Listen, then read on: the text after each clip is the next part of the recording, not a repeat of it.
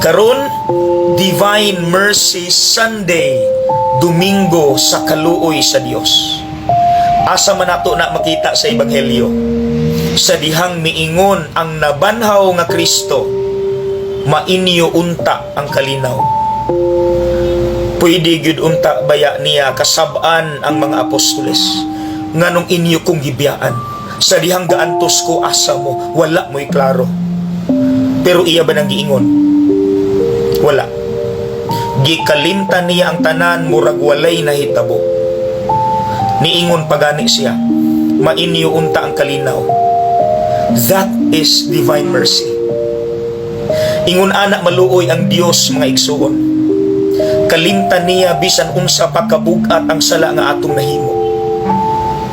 Di ako story, true story.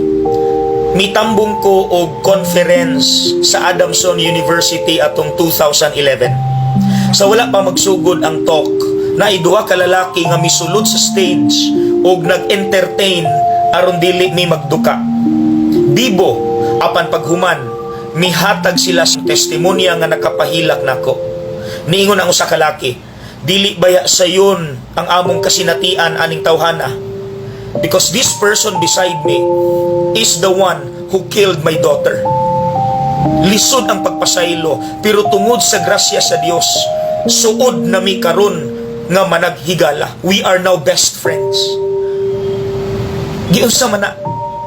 So mga igsuon, lisod ang pagpasaylo pero dili imposible.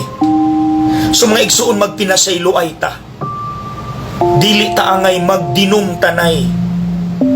Pero hinumdumi, kanang atong kaluoy is only a tiny reflection of the forgiving heart of God.